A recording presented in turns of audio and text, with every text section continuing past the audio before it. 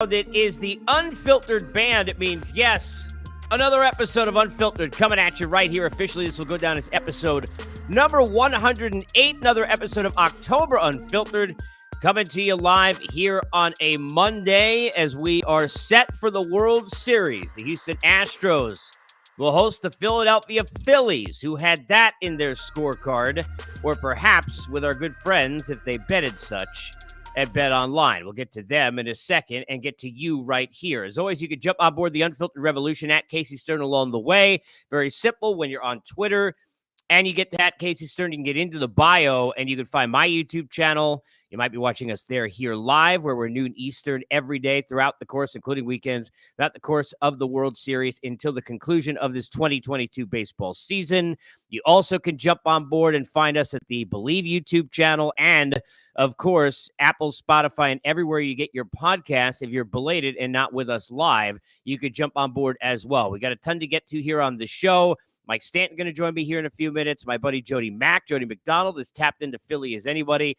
Going to join me. How jacked are the folks in Philadelphia about how many times did they watch that video? I love viral videos. We put things together. If you haven't seen it on Twitter yet today or Instagram, the video of Bryce Harper's home run with the Moneyball score backdrop of it.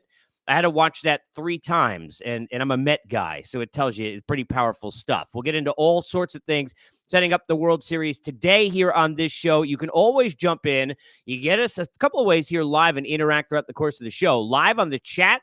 If you click open the box on Twitter, you could jump in there, or over at my YouTube or Believe, you could jump in and chat with us live. We'll get your answers and questions and responses and predictions. Looking for those. How do you see this series going? We got a few days to get ready for it. You think 4 hours of preview coverage of the Super Bowl is bad, when you're sitting there wondering what commercials are going to come on? We got 5 days worth now. We remind you right here, though, that basketball is now back, and BetOnline remains your number one source for all your sports betting needs this season. Always find the latest odds, team matchup info, player news, and game trends over at BetOnline. As your continued source for all sports wagering information, BetOnline's got live betting, free contests, giveaways all season long. It's always the fastest and easiest way. Bet all your favorite sports and events, whether it's NFL, NBA, NHL, MMA, tennis, boxing, even golf.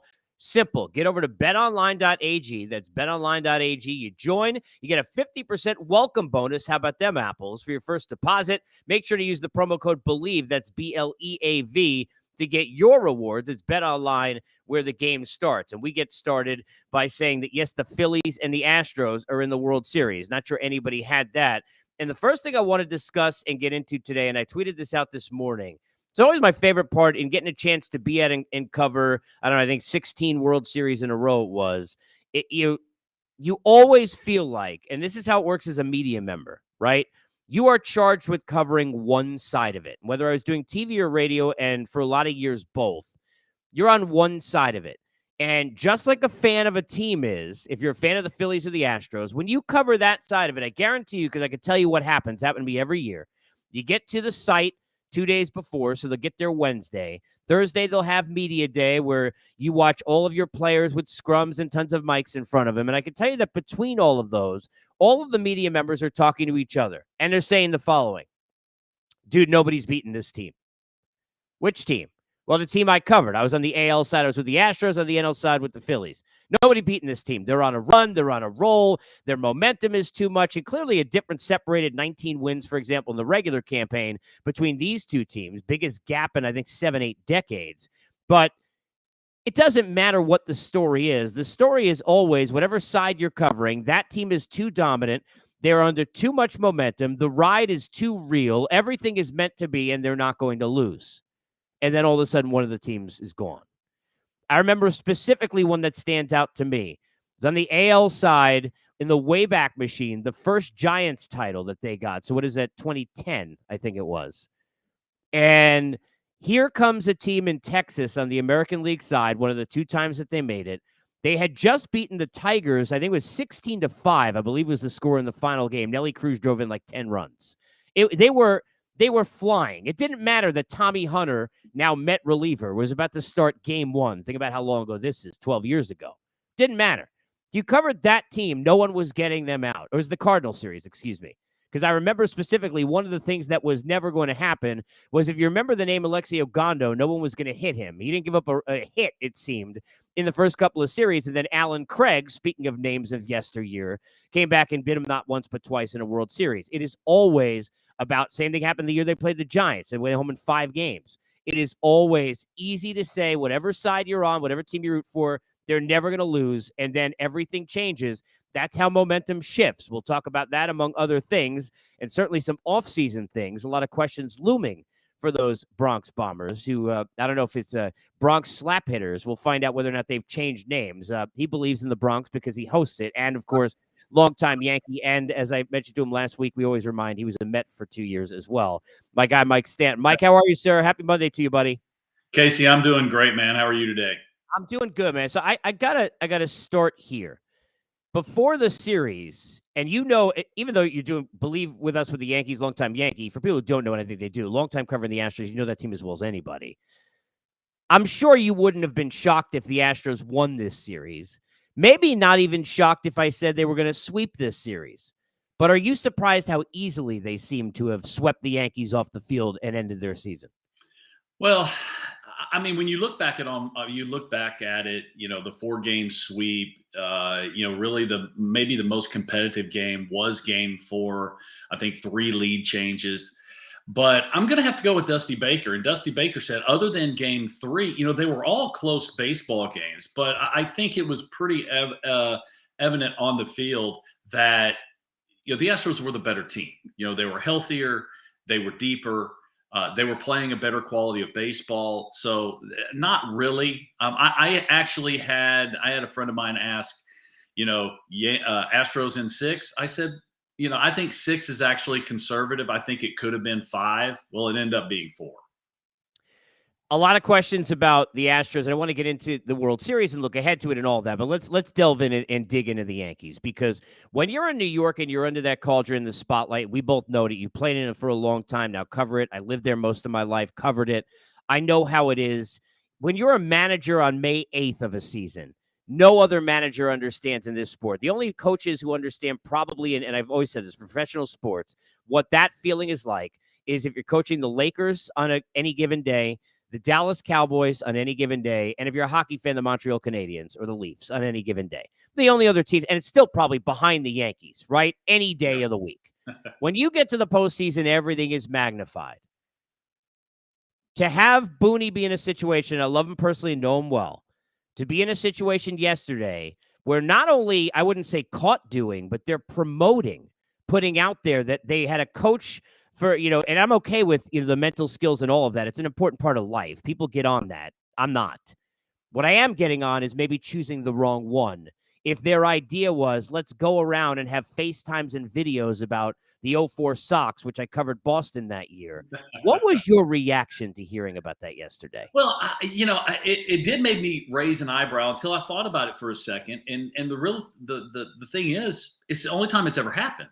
So it's not like you have a huge information source to go through, it's happened 3 or 4 or, countless times. It's only happened once. And I don't think that, I think there's a lot of coverage about that. But did it really matter? No, probably not. The optics. What about the optics, Mike? The optics aren't good though, right? Well, that's true. That's true. But did they actually say something that the players didn't already know? No, probably not. I mean, it's one of those situations that, yes, you got to win each pitch. You got to win each at bat. You can't look at the big picture. You have Mount Everest standing in front of you. No, you have to make the first step before you can make the last step. And so I think there was the optics definitely weren't what you would like them to be, but I just don't think it was really that big of a deal. No, it's probably not, but it goes combined with it. We talked about this last week. The situation with Holmes, which did not come off well, it makes it look like that there is a communication issue. Then you have the situation where my former teammates at TBS and Lauren Shahadi are finding out that Harrison Bader didn't know that he was leading off. And then Booney simply saying pretty much he texted everybody and some guys look at it, some don't. And by itself, maybe that's not a big deal. By itself, maybe Holmes, right? If the rest of the things go well, not a big deal. By itself, the videos and FaceTiming Poppy, right? The Yankee killer, maybe not that big a deal. But then Donaldson continuously in the lineup, you change everything else. But and I love Josh, but he's way past the prime with the bat, and it clearly was in his own head. I mean, that's just not even the plate approach we're used to. How much trouble right now, despite anything that Brian Cashman's going to say about all the years and contracts that he has in front of his plate, how much trouble's Booney in right now? Well, I think he's in some, just simply because what the Yankee fan base, the Yankee organization, what it's all about. But I don't think he's in dire straits here, just simply because look at the team that he had to work with. This was not a team that was matching up very well with the Astros. I don't know anyone that if you went to the heart of hearts, even Yankees fans, they felt like it was probably going to be a long shot for the Yankees to beat the Astros, just simply because the Astros are such a deep team and the Yankees have had issues. I think that there were some moves that were made at the trade deadline, mainly bringing in Benintendi. I think they really missed Benintendi. I think they really missed DJ LeMahieu. They needed more contact guys. I mean, 50 plus strikeouts in 4 games is an incredible number. If you're hitting the ball out of the ballpark, you can put up with those strikeouts, but they weren't doing that. And that was, you live by the sword, you die by the sword. That's how this team was orchestrated. It's how it was put together. Unfortunately, when you get to the playoffs, a lot of times you're obviously facing the better pitching staffs, and you're going to be able to keep the ball in the ballpark better. Your point on Benintendi is well made and a good one. And the injury to LeMahieu, you don't know that that's going to happen, and that's a fair point as well. So depth goes on personnel. Personnel goes to the GM. Now, I think Brian Cashman has overall done a terrific job as GM of this team, and I've always attributed to it's basically being Phil Jackson with the Lakers or the Bulls because of all the money he's got. No matter what he does, because of the money he's got to wield because he's the Yankee GM, he's never going to get any credit. He's always going to get the other side. I don't want to do the whole that I'm about to if George was still around, but I'm about to. All right. If George was still around, they're probably both gone. I mean, that's whether it's right or wrong, Mike, whether it's fair or not. And I'm not in the business trying to take people's jobs. In all my years, 20 years doing this, the only time I ever on the air, middle of the season, said that a team would have had a different year. And I said at the time, if they had fired their manager, and I love Matt Williams, he's a terrific guy, but the year with the Nationals, and he clearly lost that room. And then Drew Storen kept losing. That was a mess, right? For the most part, managers are within the margins, not as big a deal as some people think, and much more managers of people than people give them credit for. Do you that's really the job. The job, the in-game moves, I mean, even with all the analytics and everything, that's really not the toughest part of the job. The toughest part of the job is the clubhouse, is dealing with the individuals. That's why I've always said, a manager, a pitching coach, a hitting coach, they're more amateur psychiatrists than they are coaches, because especially by the time you get to the big leagues, you got to remember all these players are humans. They all have things going on in their lives, off the field, on the field, physically, mentally, emotionally. That's what you deal with on a daily basis. I mean, as far as making mechanical adjustments or something like that, they're minute. They're usually more Band-Aids than anything else. But that's really what you're looking at when you say, okay, what do these guys do? You're dealing with personalities. You're dealing with people. You're trying, another way to put it is they're firemen. They're trying to put out fires to get them in the best mental place so they can go out and perform on the field. So the in-game move situations, there's always going to be questions, especially when things don't work out. But that's not the hardest part of the job, in my opinion. I will say this, and I want to hit a number of other things, including, by the way, you'll enjoy this. So I don't think it's the real Charles Barkley, clearly. If it is, Chuck, long time no speak, good to see you, another former teammate. But Charles gets in and says, if George is still around, we'd have Manny Machado and Bryce Harper on this team. They need to still have Judge on this team, which we'll get to. I want to bring this up, though, which is, I think, a fair point. Look, and I love Bob Melvin, too. But managers who have made mistakes in the postseason, when you put your best players in positions to succeed and they fail, Aaron Judge not succeeding is not Aaron Boone's fault, as an example, right? But when managers take that away, When Bob Melvin doesn't have Josh Hader in a game for 3 straight losses and they go home, can't happen. Buck Showalter, and Buck knows it. He adjusted. Doesn't manage at all like the way he did years ago when I was sitting there at Turner in the post game after he had Ubaldo Jimenez in the game and Zach Britton finished third in Cy Young, Mike, and is sitting out there in the bullpen. It's not a safe situation. Yeah. I bring that up because I ask you. I know they didn't score runs, but how are you putting Trevino in that game and not letting Garrett Cole? Either Garrett Cole is going to be the guy or not be the guy. He'd wear that himself. Yeah. That to me, of all the things, Holmes, everything else that happened, you want to put one decision that to me Booney made that, forget about, is questionable, is wrong. And I know Michael Kay was all over it as well. You just can't do that. What was your take on taking Cole out, putting Trevino in that spot? Game 3. Yeah, I thought Cole came out at least one batter too soon. He's your horse. He's your dude. He's the one that either you should win or lose the game on his arm, not just. Yeah, I understand he just loaded the bases, but he was throwing the ball just fine. He has swing and miss, and I really didn't. The one thing that hasn't been talked about is the Yankees' familiarity with Lou Trevino, because all the years, 4.5 years he played in Oakland, all the outings, everything like that. That was not a surprise for the Astros offensively. They know exactly what Trevino was going to be able to, what he was going to try and do. And all you have to do is look at the results. I mean, yes, Booney was looking for a strikeout, looking for a ground ball. Didn't get either one. Got 2 sacrifice flies, got the ball in the air because the Astros, there's familiarity there with the Astros. So I thought that, yeah, if there's one move that you want to look at, I would have to go there. And, listen, that's why Aaron Boone gets paid, to put up, not to make the moves, is to put up with the repercussions when the moves don't work. But bottom line is they weren't going to beat the Yankees, or they weren't going to beat the Astros. The Yankees probably not. Did not have the team. Did not have the to do it. And they didn't score in that game, right? So it's like, okay, well, it wouldn't have mattered. But I'm talking about specifically for the Booney part of it. And sure, this is just to be fair, because I don't mean this as just throwing this out there to say, look, I think he's done it. You won 100 games the first 2 seasons he was there, right? Now, he didn't throw the pitch to Brasso that Chapman gave up, but Chapman, it happened, and you lost to the Rays in a shortened season that everybody thought the Yankees were going to walk away winners. They didn't. One of the years, the Red Sox beat you, which is even worse than just winning 100 games and losing in a postseason when they're singing New York, New York, right? And to make fun of Aaron Judge and trolling you, that's not happening either. Then you get this whole situation.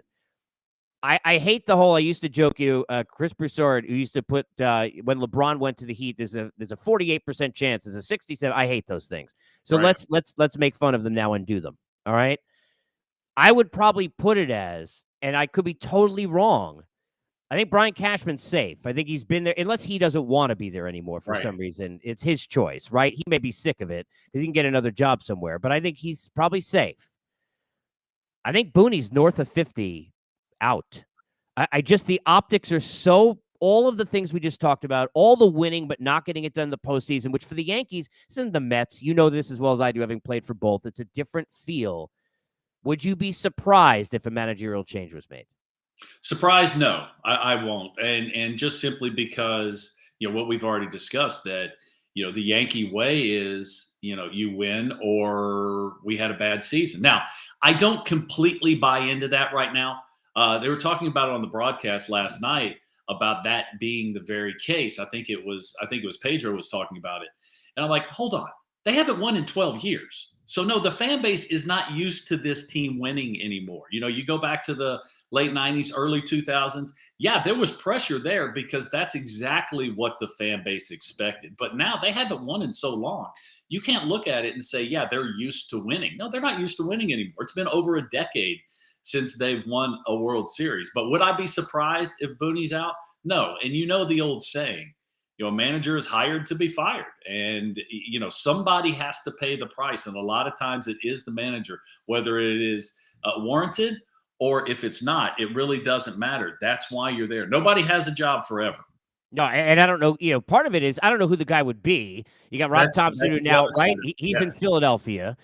Bruce Bochy, who, by the way, Texas just changed everything by putting him in there. He's brilliant, and he's off the board. And I don't think he'd be with the Yankees. That's not a good fit. I don't think he wants any of that anyway. So I don't know who the guy would be, but it is, the other part is just to kind of close the book on this aspect of the Yankees. The urgency, Mike, feels different, and because you Sure. mentioned late '90s and 2000, look, George there too, right? Mhm. And I'm not going to sit here like we had somebody comment already in the show. Well, Machado and Harper would have both been Yankees, but I thought at the time Harper would have been. It just seemed like the perfect fit, and especially him in that stadium. I mean, forget it. He just Right. seemed like all the things had led to it. Let me take all that urgency and put it to Aaron Judge. If you would have asked me with the normal situation here, Yankee team, Yankee money, Aaron Judge, the season he just had, what he means to the team, I would put it north of 95% he comes back, barring something family wise says he wants to go back to the West Coast and wants to go to the Giants, who I'm sure will be in the mix, Yeah. right? Right. I feel Well, like there's no with this, doubt. Listen, but is it lower, the Mike? thing Do you is, feel the less money sure? money that he's going to be looking for, who's going to pay it? No, I don't know. Who? Giants, Yeah. Dodgers, Giants, Yeah. Dodgers, right? Dodgers. Yeah, Dodgers already have so much money on the books, and with Andrew Friedman at the helm, they're not just going to. This isn't the Dodgers of 10 years ago where they're just going to, keep writing checks and keep writing checks. They don't need Aaron Judge. I mean, they were the best team in the whole league through the regular Well, they season. didn't need Freddie Freeman either, sort of ish. I mean, Right. it didn't seem like, right? But So Giants, I don't think there's really other there's I don't know if there's been a free agent recently, let's say in the last 10 years, that it's the perfect fit both ways. Aaron Judge has been the perfect Yankee. There has been, he always says the right thing. He always sits in front of the camera. He never gets in trouble. There's never stuff, on the back page or in the tabloids. He has been the prototypical perfect Yankee. And by the way, he's also going to be the MVP and set the American League record in home runs. I just don't see that. Yeah, there's a lot of teams that he would look good in the middle of their lineup, but what's the contract going to look like? well, That's going to be the case. I That's going to agree. be I hear you, and I agree. I would say Mets will be in there because it's Steve Cohen and because they would love that story. And Steve Cohen's rooted for a team that's never been able to do those kind of things to the Yankees. They'll try. I don't think he's going to the Mets. The Giants, to me, are the fear because you've got an ownership that always has gone star power. Remember, when Farhan Zaidi went in there, specifically, he was supposed to throw down the payroll, lower, get all the bad right. contracts out. And the ownership wanted Harper so bad, they still were sitting there offering him $40 million a year for 3-4 years trying to get him, because that's the way that ownership, and I give them credit for that. They want stars in that park from the area in the West. The Giants make sense. They're probably the toughest, but I'm with you. It seems to play out that way for the Yankees, like he would go back. Let me go here with the Astros. You've seen this team go through all of these things over the last number of years, the machinations of all the garbage cans and the way they were treated, the changes, even though they've been minor. Because look, even with Correa gone, now look at Pena in, right? McCullers, I remember the game 7 with Morton. Here he is in a big game again yesterday. So a lot of the pieces still the same. Presley not setting up, now the closer. How do you look at this team's chances versus the one last year that came up short, the World Series? Oh man. Listen, last year might have been the best team the Astros have ever had. Well, until this year. And offensively, yeah, listen, we got to remember offensively across the board, Major League Baseball, offense was way down. I mean, what was the league batting average? Was like 241 or something like that. But that's not what this team is about. This team is about their pitching. And yes, you came into the season with a lot of question marks. JV not pitching for basically 2 seasons, having over 600 days off. And then you had all those young pitchers that were all homegrown that you didn't really know what was going to happen. And then Lance McCullers Jr. coming back later in the season from his Tommy John surgery. Well, all those questions have been answered. I mean, just in the most positive way you can imagine. And you can see that's what, the thing is, this team with this pitching staff, especially the rotation, they're not going anywhere. This team's going to be there for still a couple years, but yeah, this pitching staff has really been absolutely incredible. It's been fun to watch the maturation process of all these young guys. I think you have to give credit to the player development side of the Astros just simply because you let all these guys have slow heartbeats, man. Whether it's Garcia or Urquidy, the slowest might be Christian Javier. I mean, these dudes are just out there just executing pitches, and it doesn't really matter what the stage is. And I think that's something to be said about the individuals, but I think you also have to mention the organization also. So, yeah, I think this is probably the best team that they've had. It's the healthiest team that they've had. I think that was a big part of the Yankee series was, other than Michael Brantley, who are the Astros really missing? They weren't missing anybody. They were clicking on all cylinders. This is a juggernaut of a team. And think about this: without Altuve performing, without Yep. that at all, Alvarez, after the good start to the series, slowed down. He could get hot again. I mean, it's not even like they were at full quality of the offense, which is just crazy to me, just how good they can be. And Framber is, I continue to say, Mike, I think he's become the most underrated player in the American League nationally, even though the numbers show top innings, right, and all the things he's done. Right. You've got last one for me. You get so much experience going through this. I opened the show talking about teams get in the World Series every year and covering it, seeing firsthand. It's always like one side and everyone around it thinks they can't lose because all the momentum of their story is driven that way. The other side, though, has the same story, right? So somewhere, something's got to change. Do the Phillies have enough beyond the momentum they're riding and Bryce to make this a way better series than the Yankees gave Houston? Oh, absolutely they do. I mean, I said before the playoffs ever start, and I don't usually go back to what I said because a lot of times it's wrong. I actually said at the beginning, I said and this was the last week or two going into the postseason, if the Phillies make it in, they are dangerous. And what makes them dangerous is to start off with, they were going to have to get hot, so they're going to be playing on emotion. But they got two guys at the top of their lineup that can go 18 shutout. Oh, And that's really the case. You got a couple guys at the back end that they really back into the bullpen that they really trust that are throwing extremely hard, and they're on a roll. So absolutely. I mean, this Phillies team, yes, the Astros are going to be picked to win the regular season record. How they've gone through the playoffs, that all counts. But the Phillies are dangerous. There's no doubt about it. I mean, they're going to give the Astros a run. I don't think this is going to be a cakewalk for the Astros in any way, shape, or form. I'm just curious because you mentioned real quick. I got to add one because you mentioned the bullpen. You were part of, and I go back to this. I mean, in my opinion, and the Giants had a great one for years because they had the machination, especially the one where Serge, who ended up being a closer in the World Series, was setting up Brian Wilson. Right. And they had Casilla and Affelt and all of those guys. The Royals, right? Wade Davis. To me, the bullpen that you were a part of, and there were like two or three machinations, the best ever, because I go back to watch it. Ramiro Mendoza was a guy who can get anyone out, and he's like there in like garbage time because there's so many different guys. Yeah. How would it have been if guys from those teams you were on were treated the way bullpen arms are now in a postseason? When you watch, just for example, in Philadelphia, how crazy things are and the way it's handled. Well, to tell you the truth, if we were handled, I'm talking about all relievers. If we were handled like the relievers were right now, I might still be pitching.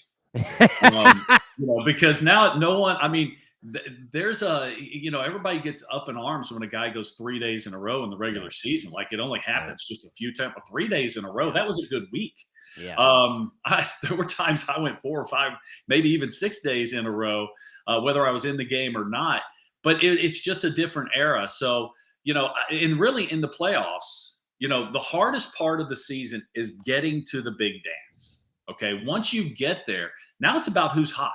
And you don't usually need a bullpen of 5 or 6 different guys that are main leverage relievers, because with the off days and everything, the way it's built in, other than this last series, you have off days for everybody to kind of get days off, to get healthy. So it's going to be fun to watch. But like I said, Rob Thompson and company, they've got a few guys at the back end of their bullpen that have very good stuff, that are on a roll, and they trust. And with that, the thing is, you have to go back to the last regular season series. The Astros played the Phillies right here in Houston.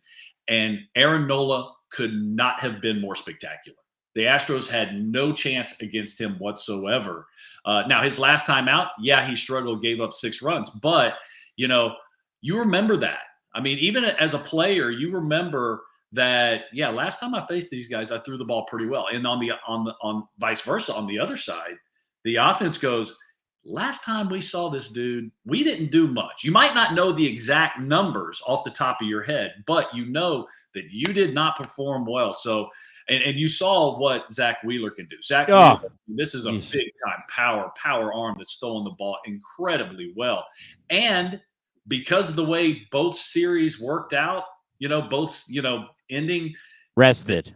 Both sides have plenty of time to set up their pitching staff. Verlander, Wheeler, Framber Valdez, and Nola. Give me that. 2 things quickly, and just because you brought up great points. One, I thought Aaron Nola, and people probably think I'm crazy. You're a pitcher, you know better than me, but creatures of habit. All the talk about playing his brother. We've never seen it happen before. My brother's 3-4 spots coming up in the lineup. All of that. I don't even know. To me, mentally, we're all humans. That had to get him a little bit off of that 100 out of 100, right? That you need, to me. No doubt. I can remember the first time that I pitched against the Atlanta Braves after being drafted and playing for 6 years, almost 6 years in Atlanta. The first time I pitched against the Atlanta Braves, they weren't even my brothers. They were just friends of mine that I've been playing with. I'm like, oh my gosh, this is the weirdest thing ever. Oh, yeah. It absolutely plays into it. I think it did. Funny story. This is as an amateur. I faced my younger brother twice in a game situation, left on left. He was a pretty good left-handed hitter. Casey, I hit him twice. Because you could. Was it with a fastball? Both? I hit him, but it was left on left, and back then I didn't really know where the ball was going all the time. That's all right. And I've told my mother for decades now, I did not do it on purpose either time. But yeah, I end up hitting him twice. To say that, it's just another hitter, that's fine after you've done it a couple times. But those first couple times, man, it is weird to look up there, especially if you make eye contact. They check the velocity on Twitter, and 2 of the hardest 5 pitches he threw all year were in that at bat the first time against his brother. We had the same thing in here with the Mets. That's what happens. That's what happens. I mean, it's difficult. By the way, somebody on the chat mentioned Mattingly. Donnie's probably that one guy who, if you want to appease Yankee fans, if they want to do it, let's say, and I love Donnie. I think he's a great manager too. May not be for the right reasons, but you go ahead and if Aaron Boone, and if he was out next week and they named Don Mattingly the manager of the Yankees, every Yankee fan's offseason just got a lot quieter in terms of the angry noise. No doubt. It's just the way it is. Now, the question is, Don is a pretty laid back guy. Where is going to be, what's the hardest part of being a manager in New York? It's dealing with the media, especially really either side. And is Don Mattingly really the guy to deal with the media? Not when things are going well. That's easy. It's when things aren't going well and you're getting the same question day after day after day. Can he handle that situation? And I love Don. I know Don pretty well from back in the day. And I agree with you. I think he's a great field manager. I think he's a great motivator. My only question would be, is he, I don't want to say capable. Is he willing to put up with the New York media on a daily basis? And does he want to? Because he's been through it. Right. Mike, appreciate you, man. Thanks for doing this. This is like I had you warmed up and then I sat you down. Your managers are 10. I will not do that next time I have you up, but you just go in and then we'll sit you down. I appreciate it. No problem. Bring in the lefty. I'm used to warming up. We're good. Appreciate you, buddy. Thank you. Anytime, Case. All right, there he is, Mike Stanton. Appreciate him. Thank you so much for joining us. Jody Mack will be here in a few. We'll talk some Phillies. You could jump in on the chat a number of ways. YouTube Believe channel, my YouTube channel, or just pop open the Twitter box if you're watching here live on Twitter. On my timeline, get in. You can chat with us along the way, and I'll hit your responses. But Charles makes a good point in the chat. Like Don Mattingly, Donnie would probably be the guy. I want to go back to this and close this up before we hit Phil's with Jody Mack here. And we'll be with you every day throughout the course of the week, previewing this thing, getting you ready for the World Series. As I said, 4 hours for the Super Bowl, you know what? You can do 4 hours one a day and get you set up before Friday. A lot of big guests this week. John Gibbons, who joined me from the bed last time, so who knows what with that. He'll join me later this week. My guy Matt Holliday is on board this week. Alex Cora, AC, the manager of the Red Sox, knows a thing or two about these Astros, does he not? He will join me coming up Friday. So a lot of big things ahead as we continue on October Unfiltered. And, of course, for all of you on Apple, Spotify, and everywhere you get your podcast, go back and listen to the other episodes as well. Lots of great interviews, including a conversation I had with my friend Dusty Baker. I want to just to kind of close the book for now on the Yankees, and I'm sure there's going to be more to this, right? I think we all rush to judgment in sports.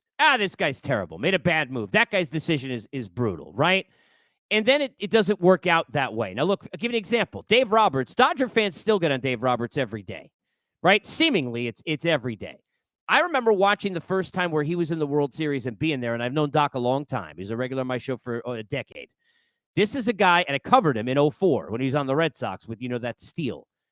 Here's a guy, the first time he's in a World Series, he made a couple of big mistakes, including a lack of urgency and kind of falling asleep at the wheel a little bit when Yu Darvish was getting lit up.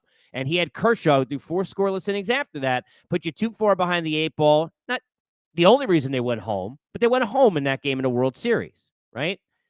I watched him adjust. I've seen him manage differently. Even guys like Buck Showalter, and I know he's home right now, but he was a highly successful manager for a long time, now managing differently, specifically with the kind of situation like he dealt with Britton, and I think Bob Melvin will learn from with a mistake that he made, not throwing Hader in 3 consecutive games. One mistake can be overblown, even if it's a big one. The problem that I see with what has happened here with the Yankees and with Booney, you can make a mistake. The question you can never have is if the team, whether it's in the room, most importantly, because they got to believe in that field general, that guy, right, who's out there, right? They got to know that. Pitcher's got to have that for the catcher. Everybody on the team got to have that for the manager, right? They got to have that belief across the board, even if it's the wrong decision. Think about the Rays and all the success Kevin Cash is great. Kevin Cash has had it. It's not lip service, right? Up to the Blake Snell thing, everybody thought he's a genius, but all those guys I've talked to them have said, hey, look, first couple of times, like, really? And then they're like, oh, they see it work out and they believe. So now everything that happens, they say, okay, this is just going to work out. What's the belief when you watch the lineup change as many times as it has? And I didn't think it was a panic move to go to Bader in the leadoff spot. I said that. Or to put Peraza at short, who played well defensively. I did not think it was the right move to go and switch lineups 2 more times. But you got a lineup change 3 or 4 times in a row in a series. When you've got a Clay Holmes who doesn't know whether or not he's supposed to pitch, a Bader who doesn't know he's in the lineup.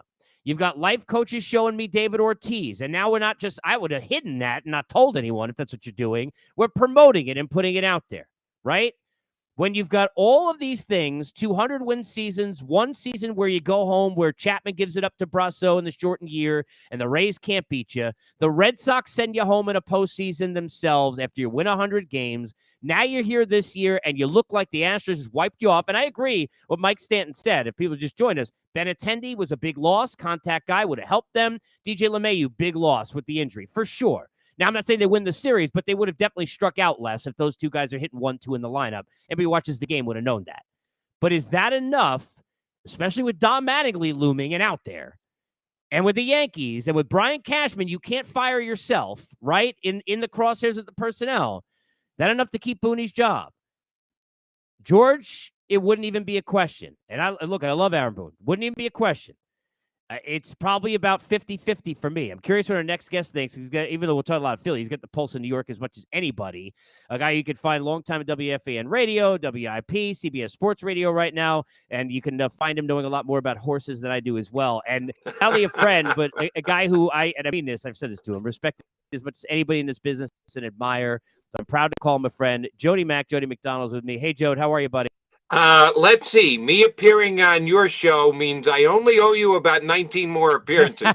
Since you've been on my shows about 20 times, I got some ground to make up, but it's my pleasure to hang with you today, Case. I love it, buddy. I always start with this because I went to a lot of Phillies, but I got to ask you about Booney, right? And in getting a chance to know him over the years personally before he got this job, he's a terrific guy. He's a good baseball man from a great baseball family. He gets along with the players. This is not a bad manager. It's not a bad person. But when you look at all the questions that I just kind of laid out again and all the things that are against him, you put it at north of 50-50 that he's gone at some point here in the offseason? I just jumped into the stream while you were going through the Yankee stuff, and I think you hit on a key element of it. Mattingly's out there. For anyone else, I don't know that's a fit. You want to get the new young genius to come in and coach this veteran. I'm not sure that works. But Don Mattingly is Donnie Baseball, and yeah, he's available. And I've always thought that he, at some point in his career, was going to be the manager of the New York Yankees. So if they decide to move away from Boone to go to Donnie Baseball, that I get, that I understand. Boone didn't do a good enough job for me this year, where you say he's untouchable. So if they make a move, my guess would be for Mattingly. If not, Mattingly, and he just doesn't want the job, doesn't want to come, wants to take some time off, whatever the reasons, I think Boone probably keeps his job. I don't know. Joe Madden a fit for the Yankees? No, not with the way he meant, not his type of game. And Boch wouldn't have been either. I don't know. I don't know if Boch would want to be in New York. That's the problem. Right. He could manage anywhere. Just looking from a Bochy perspective, do I think he could do a good job with that team? Anywhere. Yeah, I do, because he's that good a manager. I don't know that he's taking a job. Yeah, agree. But that was kind of out of left field that he took the tech. I always thought he was coming back. I didn't think it was going to be Texas. He just changed their whole world. I mean, he's that good. There are very few managers or coaches that are that good where they can be above whatever the outliers are of however many games in a regular season. That dude just changed everything in Texas for sure. We will be I think it'll be not next year, the year after. He'll be in a postseason, and we'll be telling the story of look how quickly, because that's. Yep. And by the way, free agents. High. Jacob deGrom, for example, where Texas has been mentioned, nobody handles pitchers and understands them seemingly over the years. You talk to him, than a manager in Bruce Bochy, who understands from the catcher's position how to deal with a lot of his starters, handles a bullpen better than anybody. I want to ask you one more in the Yanks, and that's on Cash. Look, Brian Cashman is, I've always said, Jody, he's like, it's like Phil Jackson, right? With the Cashman money that the Yankees have and everything else, it's like, well, Phil couldn't coach because he had Jordan, or he couldn't coach because he had Shaq and Kobe. Anybody could do it. Brian Cashman has probably gotten crapped on more than he's deserved. He's done a lot of good things. But isn't this more on him and the personnel than it is on Boone? No. You don't think so? Okay. No, I still think it's on the manager. Because and the results are the results. So if Brian Cashman's wrong, then Jody McDonald's wrong as well. The only deal that he made that I didn't love was getting Montas at the deadline. It's a funny quick aside. I was a bigger Sean Manaea fan than I was a Montas fan. And Manaea goes to San Diego, and the Phillies just bounced him out of the playoffs too. So of the former Oakland pitchers, I did have a priority and a preference. And yeah, Montas went bad on him. I thought it was a deal that made some sense, but Montas, Montgomery, Montas, I thought it was a toss-up, and maybe they didn't need to do it. Oh, by the way, Bader did when he finally got on the field. Yeah, he played pretty well for the Yankees. He played well. He wasn't a problem. Exactly. So I'm not killing Cashman the way other people are killing Cashman. He's got certainly a longer track record than Boone. At least he was part of the organization when they were winning World Series after World Series after World Series. So I don't think you can look at them through the same exact prism. They may go scorched earth, and they may blow out everybody, hire a new general manager, let him pick the manager. But my guess would be if only one of the two are going, it'll be the manager, not the GM. I don't want to compare it to, because it's not the same rivalry, to when you were on the radio during the time when Roger Clemens, the Red Sox, even though there were Jays in between, goes to the Yankees.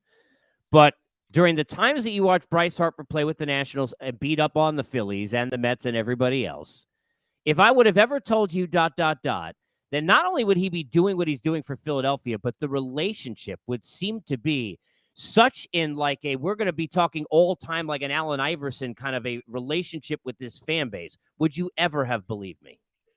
Don't know if I would have said it's a lock or it's a given. But as soon as Bryce signed the contract, smart kid, probably well advised by his avenging angel agent. He came in and immediately played the suck up game.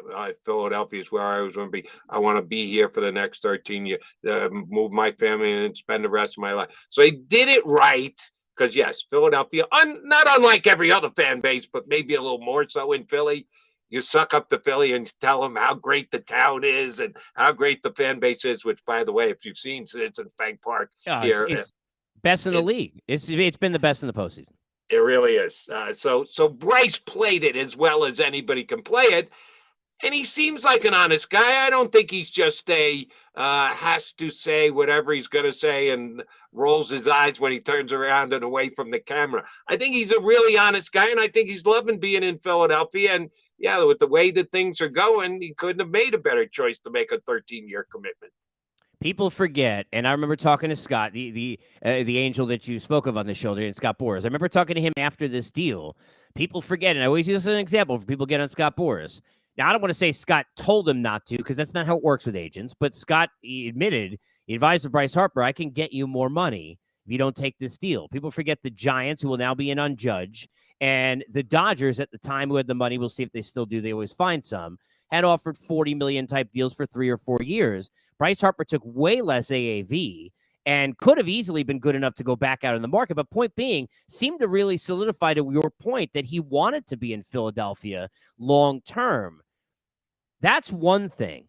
Now to come and circle back to you're being an MVP. You're looking like the guy who used to be with the Mike Trout in Who's Going to Be Better, right, for a while. To be that guy, where I hate to do the where does this rank, but you know Philly as well as anybody. What does this even compare to in terms of what he's doing and how much impact, Jody, he's having on this run right now with Philadelphia? You mentioned an Allen Iverson. He was here from day one. Number 1 pick in the draft, was here for his entire worthwhile career. Yeah, he went to a couple other places afterwards. Didn't really amount to hell of beans. No. His Hall of Fame plaque is Sixers and Sixers only. Embiid is another guy here, and I love him now in town. Finally had a good game after 2 stinkers to start the season. But the majority of the superstar guys who have been in Philadelphia the last 5, 10, 15, 20 years are guys who were drafted here. Bryce chose to come here, made the free agent decision to come here. And in some people's eyes, it's so funny. You've been dealing with talk with fans on the phones forever. I have as well. Some people really appreciate the hometown guy.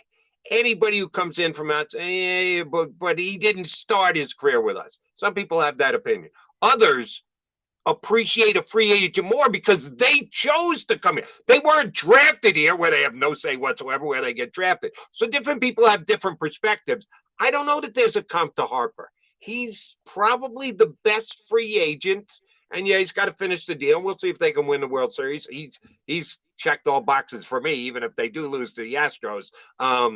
He's probably the best free agent signing here in Philadelphia in the last 20, 25 years. Philly loves, and I've seen this being around it, right? And it's your point. It's not just where you say it's not just Philly, but a little more so Philly. I always put it this way. It depends what sport it is. In baseball, Philadelphia, New York, Boston, it's just a different animal in a lot of ways in terms of the way those fan bases are. When you look at Rhys Hoskins, one of the things I've noticed about Philly and Boston and New York, if you are tough enough to deal with all the crap, you have struggles and they give you hell, and you come out the other side and you're still there and performing, you are beloved in a different way that is almost unmatched. How much is he fitting that bill to a T, and how happy are you for him after all the shows you've probably done where they're sitting there lining up on WIP to ask, what the hell are we doing still putting Rhys Hoskins out there in the lineup? Oh, I've had him during the playoffs this year. He's killing us at first base. How is he still playing first base for us? Oh, no, I'm still getting those calls now. I got to come up with, maybe I'll put you to work because you might be better at it than I am. Anyone who does what we do, we play at amateur general manager all the time. We look at rosters. What can you do? But if they can find the perfect guy to trade Castellanos for, a right-handed hitting first baseman, next year you're going to have Harper back in the outfield if his elbow allows, so you don't necessarily need Castellanos. Rhys Hoskins is a DH. He'd be a great DH. He's really bad at first base. He's a butcher over there at first base. And if they could just make him the DH, I get 5-year contract, done. Keep him here. City loves him. He's clutch. When he's on a hot streak, He can match up with Soto and Harper and all the Trout, any of them. He can get that hot.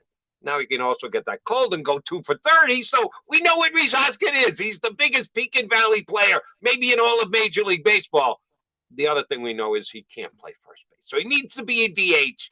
If they could pull just the right trade, a guy with a lot of money for a guy with a lot of money, Juan Castellanos, we need a first baseman. I haven't gotten through the rosters yet because I don't want to, because the Phillies are in the middle of making a run. If you're doing it like you and I, nobody's listening to us right now.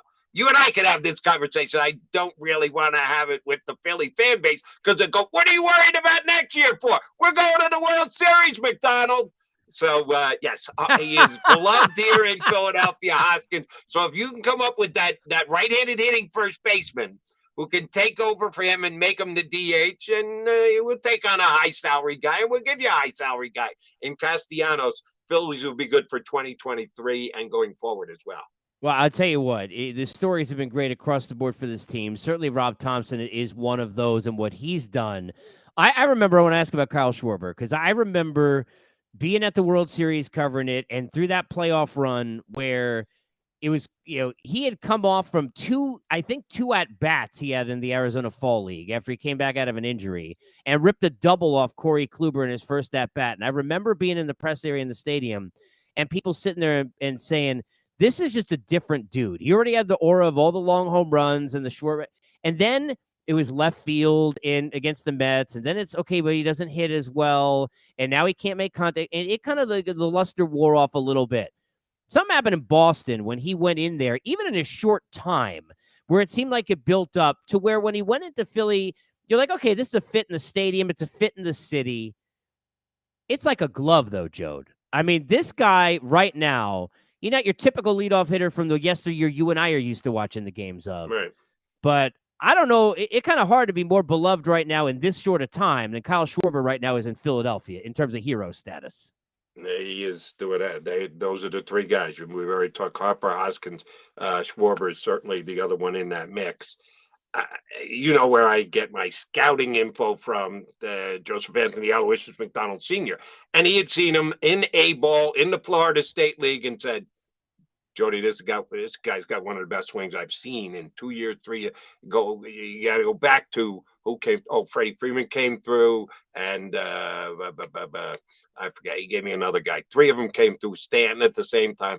He said Schwarber's going to hit 40 home runs in the big league. So I was touting him when he was a catcher coming through the Cubs system because my father told me to. I went on the air in Philadelphia and said the Philly should trade Cole Hamels when they traded him to Texas. I said, I'd trade him to the Cubs for Schwarber today. So I tried to get Schwarber in Philly 5 years ago, but that's a whole nother story.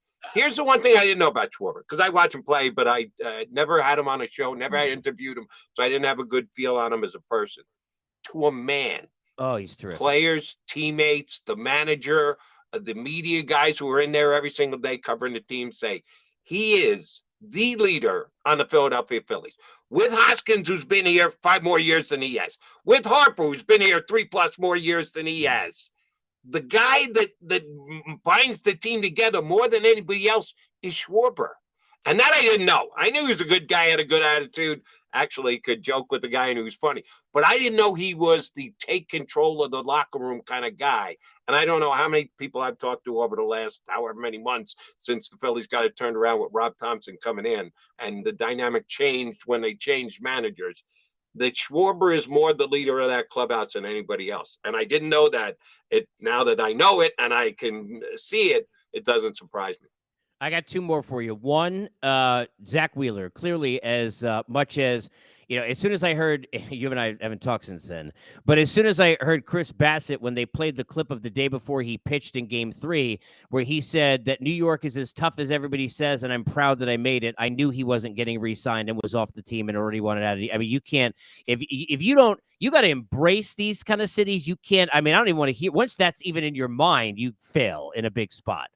Zach Wheeler, who could have been pitching Game 3 for the Mets, feasibly, right, if he had stayed, is a guy we knew already could do it. What's impressed you and stood out most? Because you watched him and covered it on the Met version, which, by the way, pretty darn good.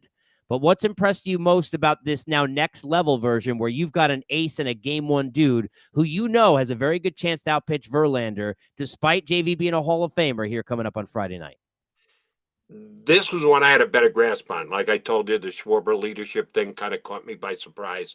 What everybody has said about Wheeler all year long is, and he gets comped to his manager in this way all the time. Flatline. Doesn't let emotions play in. Got a job. It's a business. I go out to the mound. That's my office. I'm not. We talk about how good things are at Citizens Bank Park. I think Zach Wheeler pitches the same whether there's 12,000 people in the stand or there's 45,000 waving the rally towels. He is so narrow focused. He has the ability when he's out there on the mound to take everything out of it. You don't see him get pumped up or throwing a fist in the air or getting mad or staring at an umpire. No. He is just on that same plane every single pitch he throws. And oh, by the way, he's got nasty stuff. He's throwing 98 and spotting it exactly where he wants. If he throws a curveball, you're dead. If he throws a curveball, you got no chance. You're spitting on it. If it's in the zone, you're done. He has been phenomenal in this postseason run, and it shouldn't surprise anybody who watched him pitch all year long. Got hurt late in the year, so they've been a little tentative with him, stretching him out. He hasn't been anywhere near the eighth inning, but then again, nobody is anymore. But you think when you're watching him, he's gotten through 5. You go, he get 8 today. We can go straight to just 1 inning of relief. We won't have to tap into the pen. No, they're still being a little cautious with him. Nothing. I don't know that there'll be any limits. There shouldn't be any limits in the World Series. But his strength is above and beyond his stuff. He is as narrow focused and can keep out all the noise as any pitcher I've seen in years. All right, last one for you. The momentum, it's very reminiscent of last year with the Braves, who were not expected to do anything. As you know, I live in Atlanta. And in the middle of the season, even when the postseason began, no one had them. No one thought they'd beat Houston. No one thought they were going to get there. The Phillies, we know the defensive issues. We know about some of the issues that they have sometimes where they get the fundies wrong, as Keith Hernandez, our guy, would say. What worries you most about Houston in this series? When you look at it realistically, as great as the Phillies have played, what's the thing that stands out as how in the world are we going to debunk this to go win 4 games? Starting pitching. The Astros starting pitching is superior. And as much as I love Wheeler, as much as I love, because you're going to go Wheeler Verlander, and you're right, we're talking about a really good ace-like starting pitcher, Hall of Famer. And the 2 matchup, Nola against Framber, close. I'm a Nola guy. Even. It's pretty even. Pretty even. Stuff is Nola, but Valdez gets it done. You can't deny that. He does. He's just, I sometimes just roll my eye. Hey, you can't hit that? You sure you can't hit that? But he does. He gets guys out. And Ranger Suarez out of the pen last night to get the save was phenomenal. Yes. And he's been very good for them, but he's 5 and dive. They don't ever push him past a certain limit. So the matchup of the starting pitching, I got to absolutely. And now we're talking about a 7-game series, not a 5-game anymore. So, and if it's close, we're at there. That would be a nice thing. A 6th game in a series would be nice. Didn't get either one of those this past series. Yeah, I give Houston the edge in the starting pitching, but here's the reason why the Phillies have the puncher's chance. Here in this postseason run, they've won both ways. They've won from in front and been able to protect it. They've won from coming from behind. So they've got that, we're not done yet. We'll get it. It's going to kick in at some point. Once you put a guy out there, we can hit. We're going to go 4, 5, 6 out of 7 guys getting on base. We're going to put up a big number. They, in their minds, believe that they can win games in different ways. And you're going to have to do that. You're probably going to have to play from behind a couple times against that Astros starting pitching. And got to try and limit giving them extra mistakes. You saw it with the Cole situation, with the McCormick home run. As soon as that Bader Judge thing, you just knew. The Astros have been there. They've done that before. The defense, it doesn't have to be brilliant everywhere, but it's got to be tight enough to not fumble your way or have a Segura moment or whatever it might be. Joe, try and keep the pulse at the level it's supposed to be. This is going to be a fun week for you in that city. Have fun. I will. And let me say one more thing about Rob please, Thompson. say whatever you want. Yeah. I love Rob. My father's known Rob Thompson for 30 years. Joseph Anthony Aloysius McDonald Sr. talked Rob Thompson into becoming a coach. He was a player in the Tigers system who was going to be released. And they said, listen, Rob, if you catch on with somebody else, best of luck, but we're not bringing you back next year. But we'd like to offer you a job today. We think you would make an excellent coach. We think you're devoted to the game, know the game, understand the game, great communicator. We'd like to hire you as a coach. And Rob had to make a call. Do I continue to chase the dream after hitting 210 in AA at age 25 or 26, whatever he was? Or do I go in another path? And sure enough, he said, okay, I'll take a job as a coach. And the Tigers had him in the system for a couple of years. And then Steinbrenner came in and stole him. And it pissed my father off no end. He got mad at Georgia. How dare you steal Rob Thompson from me? And he did. So I've known Rob for a very long period of time. Doesn't mean I always agree with him. And I've disagreed with him some here in the postseason. He always gets it right. Well, even if you can look at it and go, no. Here's why you should have. Yep. Every button he pushes Taking Wheeler is right. out, right? Dominguez too early. I mean, how many, right? A bunch. I'll give you one more. And I'm going to second guess him again. And I'm on record when it happens in the World Series. Go ahead. He's been using a defensive replacement in the outfield for Schwarber. Yeah, Vierling. Yep. Why not Castellanos? Schwarber, understood, doesn't cover a lot of ground. Not a fast guy, not the big, long, loping strides, but he catches everything he gets to. He never throws to the wrong base. Castellanos is an adventurer and right. He made one really good play at the end of the season, gunned the guy down on a tag up at home plate to a dead strike. Well, his whole season's been an adventure, Jody. I mean, his whole season's been a nightmare, but that's the great part about a World Series. Game 1, he homers off Verlander, all of a sudden you forget that. Right? Yeah, I won't. That's how it works. But chances are I'll be wrong. Castellanos will gun someone down at home plate, and I'll get a call. Go, yeah, Jody, you wanted to swap him out for a defensive replacement. That'll be okay. I'll take all that abuse if I need to. That means Castellanos has actually made the play, and it's helped the Phillies win. You better get Altuve out, because you and I both know we watched this dude a long time. He won for 25, whatever the heck it was. He's going to have a couple of days now to kind of deep breath. And, he doesn't stay. Those guys, they have his average is right behind whatever it was they gave in the broadcast the other night, Mike Trout, of anybody in baseball the last 10 years. That means that's always going to, things regress for most people. He will then elevate to what you're usually getting. Well, it's just the way it is. He's going to hit in this series. It will not be the same as it was against the Yankees. I think. I was going to say he didn't hit against the Yankees, but you're right. He's going to hit that here. Good that he's going to hit. You're factoring in the dude. You better. Yeah. That's going to be one. He's going to be a little scary, I think, in this series. Appreciate you, Jody. I'll bug you again if it's a long enough series. I'll get you. Otherwise, we'll just talk Sixers. Done deal, my friend. You got it. Appreciate you, bud. Thank you, my friend. There he is, Jody McDonald. One of the greats of the business, friend, and he's just fantastic. And that look, I think, when you look at the situation right now with this series, and we'll talk about it all week as we try and pick it. Again, I've got AC, Alex Cora will join me, Matt Holliday, John Gibbons, got a bunch of people coming in to kind of preview because we got forever now to wait till Friday, which if you're a media member covering it, I know is great. You get to go home for a couple of days. For us now, we sit there and wait forever. I say this about this series. When I use the word want, I mean my gut is telling me. Because want, I mean, there's a Met 86 plaque over this side here. I want. My gut tells me the Phillies are going to do this somehow. Now, Bryce Harper is going to win the MVP. And to quote what I think was it Frank Thomas was saying, he was texted by his son yesterday on TV, he is him, for sure. I mean, Bryce, anybody who ever gave him crap, by the way, people get all kinds of stuff wrong. The Nationals stuffed a horse poop contract with all kinds of different deferences under his door at the last second. He wasn't ego hungry and money hungry. He took less AAV to take more years from a contract that a lot of players would have said, if people get on the 13 years, you know how much money he would have made? Was it old? He's him.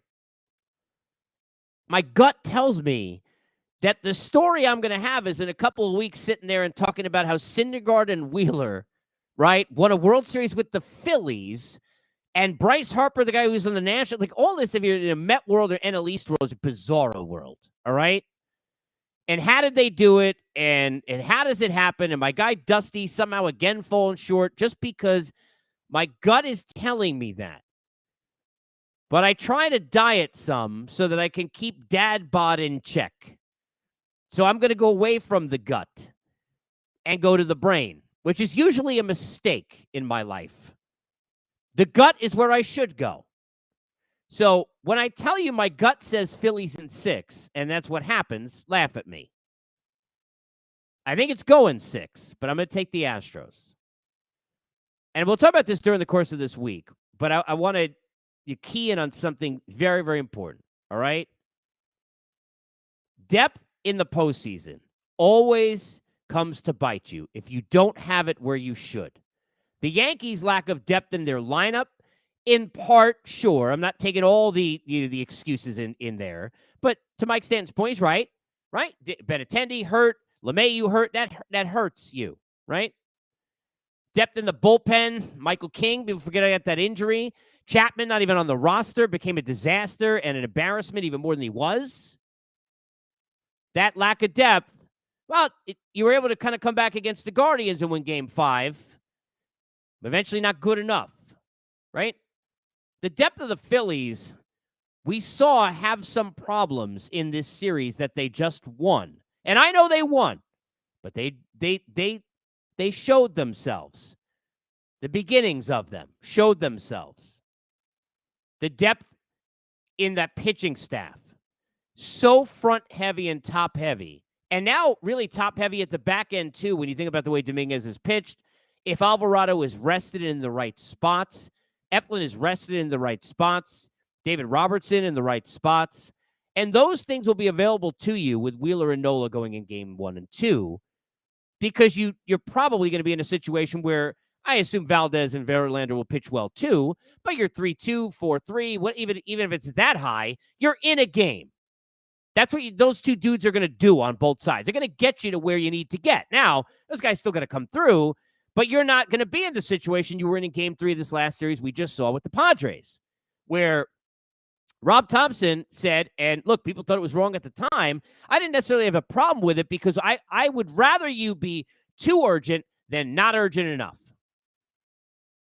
But to sit there and go to your horses as much as he didn't ride them like Secretariat in Game 3 and not know how the hell you're going to get through it in Game 4 because he's willing to say, okay, well, you know what? If we got a lead, we'll deal with that. We'll do it. We'll take it. And that was playing it in the game that's in front of you today, not tomorrow or next week. Well, that puts you in a situation where, okay, now what are we going to do? What if Thor didn't just go an inning? What if he had to make a start? Right? What if we couldn't use Suarez because we had to ride him in Game 3, and now we don't have that option in the bullpen? What if because he's a short Game 3 starter or in Game 2 somewhere in that mix, based on the way Rob Thompson's handled things, I got to go to 2 innings to Alvarado. Now he's off the board. Or Eflin, he's off the board.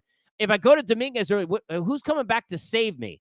Now, those are all questions that happen, and the Phillies have answered those all well. But they don't have as many answers to them as the Astros do.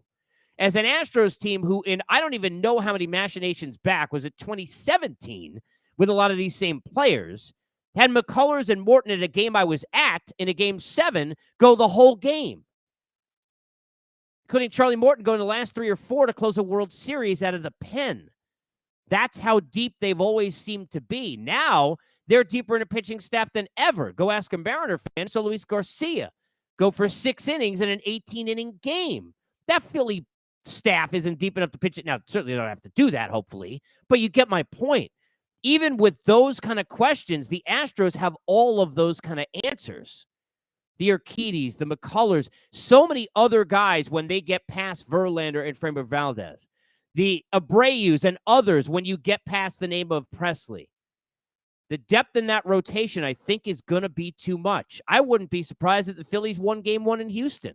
And Verlander, who sometimes can give it up in terms of the long ball, and this hot lineup runs into the Phillies getting a Game 1. Wheeler pitches well, and you're thinking, holy expletive, this is never going to stop this train. But what happens is, this train is not a sprint, it's a marathon for a reason. And whereas last year, the depth was not as much of a factor in terms of the advantage because the Braves had figured things out to deepen their bullpen. The Braves had figured things out in terms of deepening their rotation. I don't know if the Phillies have enough behind that top heavy with how aggressive Rob Thompson manages, and I like it, but that's how he does. He's going to go win, and then worry about it. Well, that's easier to do against the San Diego Padres, who left Josh Hader on the shelf for 3 games for some ungodly reason I'll never understand. I love Bo Mel. Can't do that. Can't. Mistake. The depth is just too much. Gut says Phillies in 6. Brain says Astros in 6. Now we got a different game entirely. The only game in town you need to be at noon Eastern is right here. We'll be live again tomorrow. Be here with you. We've got great guests all week, including, as I said, Alex Cora, who will join me. I'm looking forward to it. Ned Yost going to hop on board. We're going to have Matt Holliday on this show. John Gibbons, hopefully not for his bed, among others. Many different other folks. Gary Sheffield going to join me during the World Series. So a lot of guys are going to be here, and we're going to be here with you chatting about what should be a fun series. I think it's going to give us some length to it. But I got a gut versus brain matchup. I need you to help. Tweet me at Casey Stern. Let me know where you stand. Hit me up on YouTube. As always, we thank our friends, our guests, and the folks who help us, because we are presented, as always, on October Unfiltered by our good friends at BetOnline.